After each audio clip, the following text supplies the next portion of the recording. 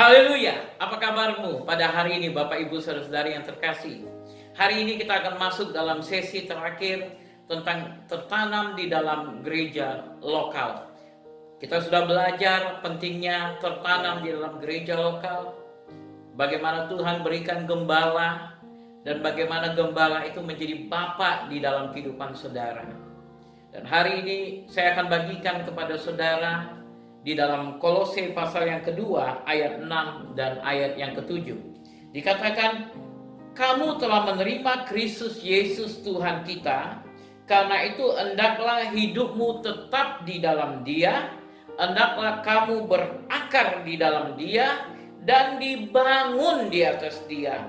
Hendaklah kamu bertambah teguh di dalam iman yang telah diajarkan kepadamu, dan hendaklah hatimu melimpah dengan syukur. Bapak Ibu Saudara-saudari yang terkasih, dari eklesia dipanggil keluar dari kegelapan kepada terang. Engkau dikumpulkan di dalam sebuah keluarga. Dan engkau perlu ketahui bahwa di dalam keluarga engkau diberikan seorang gembala, pemimpin, dan kehendak Tuhan adalah hendak kamu berakar. Di awal saya menyinggung tentang apa yang dikatakan di dalam Mazmur, seperti pohon yang ditanam. Mereka yang ditanam di dalam bait Tuhan, ditanam saudara. Dan ketika pohon itu ditanam, dia tidak terus langsung bertumbuh ke atas. Dia akan bertumbuh ke bawah dulu. Dia akan memperkuat akarnya. Itu sebabnya dikatakan, hendaklah kamu berakar di dalam Dia. Dan untuk berakar itu saudara, perlu seorang gembala untuk saudara. Perlu seorang pemimpin, perlu seorang bapa yang dengan sabar akan menuntun saudara, memimpin saudara. Di dalam ayat yang ke-19 Kolose 2 dikatakan bahwa pertumbuhan itu dengan berpegang teguh kepada kepala, dari mana seluruh tubuh yang ditunjang dan diikat menjadi satu oleh urat-urat dan sendi-sendi menerima pertumbuhan ilahinya. Jadi mulai dari kepala, ketika tidak kekurangan gizi di kepala ini, memiliki otak yang sangat baik, ini akan berfungsi dengan baik sehingga semua menjadi satu oleh urat-urat dan sendi-sendi katanya, menerima pertumbuhan ilahinya. Sama seperti apa yang dikatakan Mazmur 133, sungguh alangkah baik dan indahnya apabila saudara-saudara diam bersama dengan rukun seperti minyak. Ya, saya akan bacakan bagi saudara Mazmur 133. Seperti minyak yang baik di atas kepala, meleleh ke janggut Harun dan ke leher jubahnya.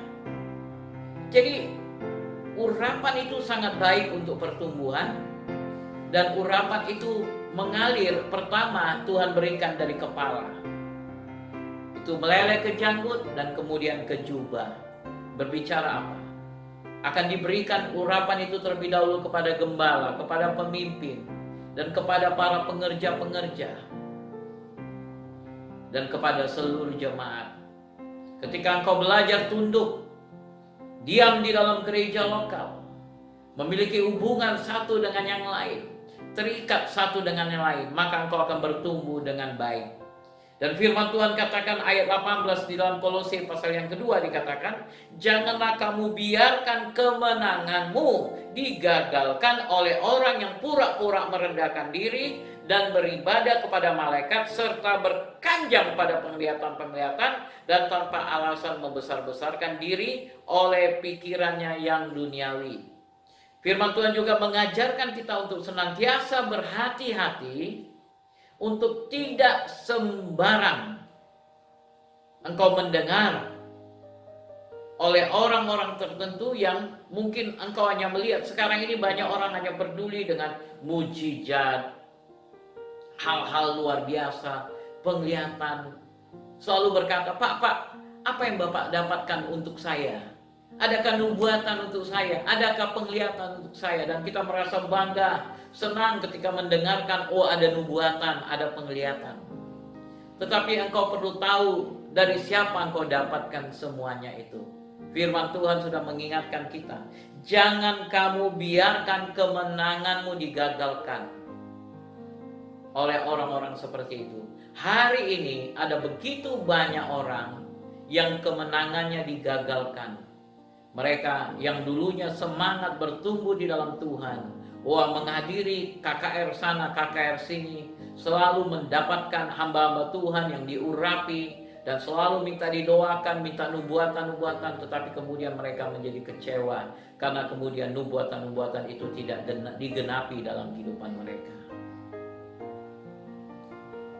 Dan karena tidak ada pemimpin, tidak ada seorang bapak di dalam hidup mereka yang mengarahkan mereka, menuntun mereka, sehingga akhirnya mereka hilang, saudara. Tergerus oleh begitu banyak politik duniawi dengan siasat iblis menghancurkan gereja Tuhan. Sebabnya firman Tuhan katakan, jangan kamu biarkan kemenanganmu digagalkan oleh orang-orang yang pura-pura merendahkan diri, sedangkan mereka sendiri tidak berpegang teguh kepada kepala. Di ayat 19-nya, ia tidak berpegang teguh kepada kepala. Apalagi ketika engkau jumpa dengan seorang hamba Tuhan yang berkata, saya freelance. Saya mau mengingatkan saudara untuk berhati-hati dengan mereka. Kenapa mereka menjadi freelance? Sedangkan Alkitab katakan untuk kita tunduk kepada kepala. Ada orang yang akan bisa berbicara kepada hidup kita. Ada orang yang bisa menegur kehidupan kita. Karena seorang hamba Tuhan bisa saja bersalah.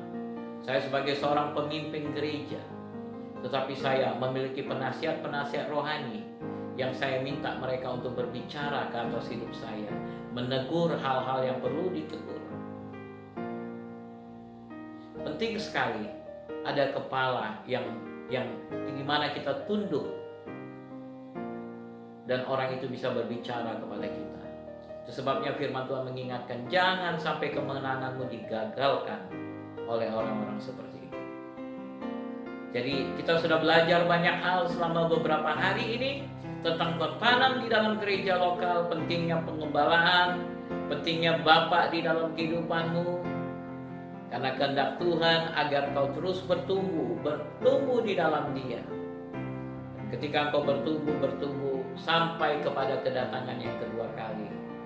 Dan firman Tuhan akan berkata, well done, hai hambaku yang setia. Selamat hambaku yang setia, mari masuk di dalam kerajaanku. Karena ketika engkau bertumbuh, kau mengerti kehendak Tuhan dan kau siap melakukan hal-hal yang Tuhan ingin engkau kerjakan. Kiranya Tuhan memberkati saudara, tetap semangat di dalam Tuhan, tetap stay tune. Saya terus akan menyampaikan kepada saudara pelajaran-pelajaran yang berharga bagi hidupmu. Tetap kasih Tuhan. God bless you. Shalom.